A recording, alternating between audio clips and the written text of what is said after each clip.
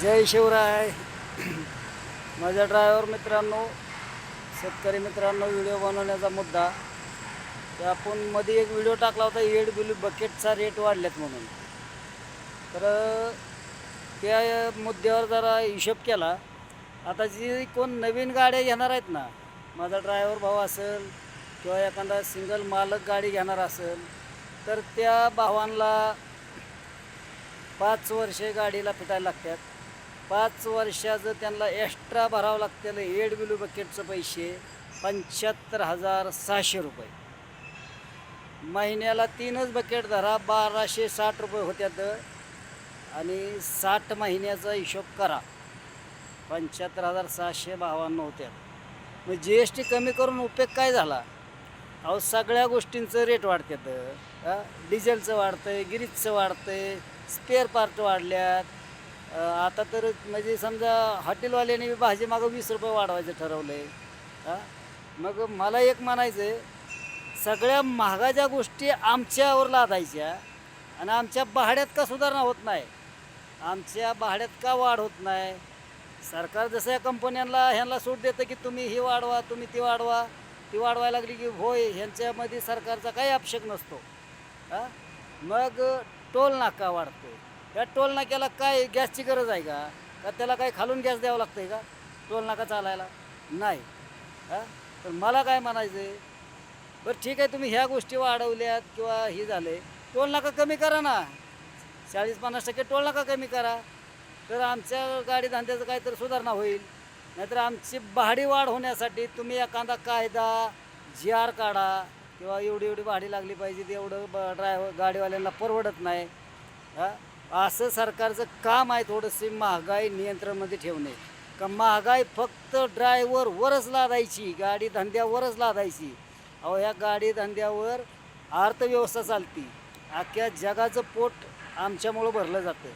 आम्ही काय अन्नदाता आहे म्हणत नाही. आम्ही मायबाप शेतकरी पिकवतो आणि आम्ही ती पोचवायचं काम करतो, डोळ्यात तेल घालून. कष्ट ह्या दोघांचं एवढं आहे की बोलायचं काम नाही.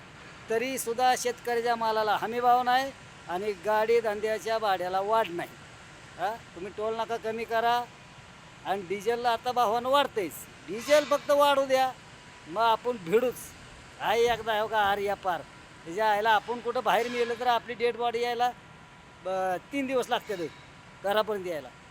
काय एवढं जीवाला त्याच्या यायला गाडी धंद्यासाठी मित्र मारायला तयार आहे भावा. काय मला किती अडचण येऊ द्या, किती संकट येऊ द्या, पण गाडी धंद्यासाठी आपण आवाज उठवत राहणार भावानं. तुम्ही पण व्हिडिओ बनवत चला, आवाज उठवत राहा. परवाची गोष्ट सांगतो, मी मार्केट यार्डला मी जेवण केलं. एक आका मसूर, त्याची किंमत होती 180 रुपये. 25 रुपयाला रोटी लावली होती आणि एक राईस घेतला, हाफ राईस, आणि एक पाण्याची बाटली. तरी एकट्याचं बिल झालं आहे माझं 325 रुपये. कसं ड्रायव्हरनं जागायचं आणि कसं ड्रायव्हरनं गाड्या चालवायच्या आणि कसं खायचं आणि कसा परपंच चालवायचा? फक्त काय रात्रंदिवस डोळं फोडायचं आणि हाय असं आपलं घरी यायचं, नाहीतर कुठेतरी धडकून मरून जायचं. एवढी ड्रायव्हरची किंमत आहे का? गाडी धंद्याचं एवढंच आहे का? नाही. भावानो, आवाज उठवा. आपण येणारे 4-5 ह्या 6 महिन्यात संप केलाच पाहिजे, तर आपला गाडी धंदा सुधरेल भावांनो. प्रत्येकजण कुठंही अडचण पडू द्या, व्हिडिओ टाकत चला. जिथं काय अडचण पडली ती व्हिडिओ टाकत चला.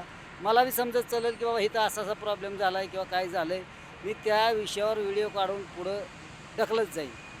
पण कळलं पाहिजे, कुठं ना कुठं आवाज उचलला पाहिजे. हो काय, नाहीतर नुसतं मुग गिळून गप असल्या आपला गाडी धंदा कसा सुधारणार आहे भावा? तर नवीन गाड्या घेताना भावानं विचार करा. महागाई जास्ती झालेली आहे, भाड्याची काही सुधारणा नाही अजून. तर सरकारनं काहीतरी समिती, कमिटी, काय फास्टॅग काय बी लावू द्या, पण आमचा गाडी धंदा सुधारवला पाहिजे. नसेल तर टोल नाका कमी करा, 50% कमीत कमी 50% कमी करा, तर आमच्या गाडी धंद्याला कुठंतरी 2 पैसे फायदा होईल. काय असं सरकारनं जार काढावा आणि टोल नाका कमी करावा.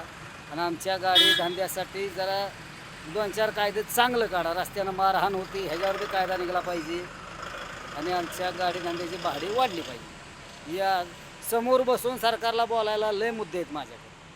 काय, आणि सरकार संग बोललं पाहिजे भावा. मला काय म्हणजे फोकसमध्ये यायचं नाही, मला काय आमदार खासदार तसलं राजकारणात पडायचं नाही. माझं तेही बी नाही. माझं राजकारण माझ्या गाडीतच निघतं आहे.